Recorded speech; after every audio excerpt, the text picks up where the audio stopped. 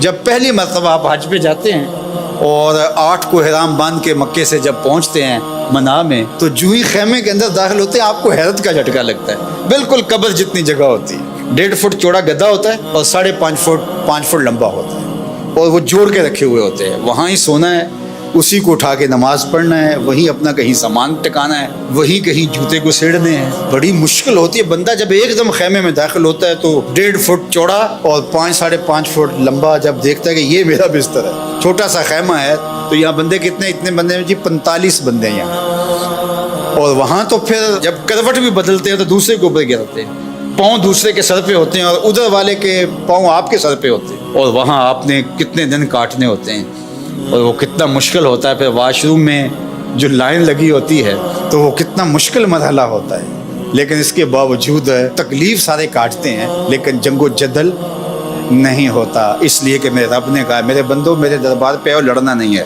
یہ حج پہ اللہ تعالیٰ نے ہمارا امتحان لیا۔ عورت سے مقاربت اور دیگر جو چیزیں ہیں وہ تو حج کے علاوہ جائز ہیں، حج کے لیے منع کی گئی ہیں، لیکن فسوق اور جدال، گناہ کے کام اور جنگ و جدل، لڑائی، یہ حج کے باہر بھی جائز نہیں ہے، لیکن خاص طور پہ ان کو حج کے اندر بھی منع کیا گیا، چونکہ ہجوم ہوتا ہے، اور ہجوم کے اندر لوگوں کا آپس میں لڑ پڑنا، جھگڑ پڑنا، تو یہ ایک عمومی طور پہ ہوتا ہے۔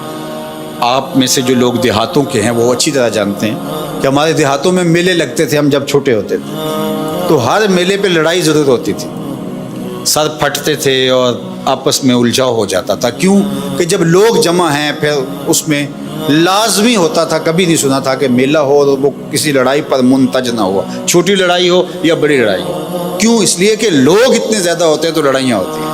اللہ اکبر! تو حج 40 لاکھ لوگوں کا اجتماع ہوتا ہے، کوئی لڑائی نہیں ہوتی۔ یہ کوئی چھوٹی بات تو نہیں ہے نا، یہ اسلام کی سچائی ہے۔ لوگ برداشت کرتے ہیں، راستہ دیتے ہیں۔ اللہ اکبر! حاجی کے لیے دل میں نرمی پیدا ہو جاتی ہے۔ تو جہاں 4 لوگ جمع ہوتے ہیں وہاں لڑائیاں ہوتی ہیں۔ حج سے بڑا میلہ کیا لگ سکتا ہے؟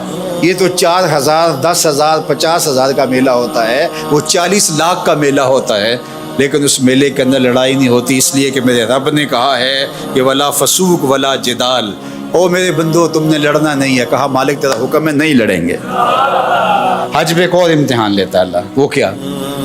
احرام کی شرط ہے نا، پردہ دار خاتون بھی ہو اس کو بھی حکم ہے منہ نہیں ڈھانپنا، تیرے چہرے پہ نقاب نہیں آنا چاہیے۔ اللہ کا گھر کعبہ سامنے، مطاف، وہاں تو بے پردہ عورت بھی جا کے پردہ کر لے، لیکن کہا کہ احرام باندھا ہے تمہارا چہرہ نہیں ڈھکا ہوا ہونا چاہیے، تو چہرہ جو ہے وہ تم نے بہنا رکھنا۔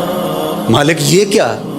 کہا میں دیکھنا چاہتا ہوں کہ میرے بندے میرے گھر کے سامنے آ کے میرا حیا کرتے ہیں کہ نہیں کرتے، یہی تو دیکھنا چاہتا ہوں۔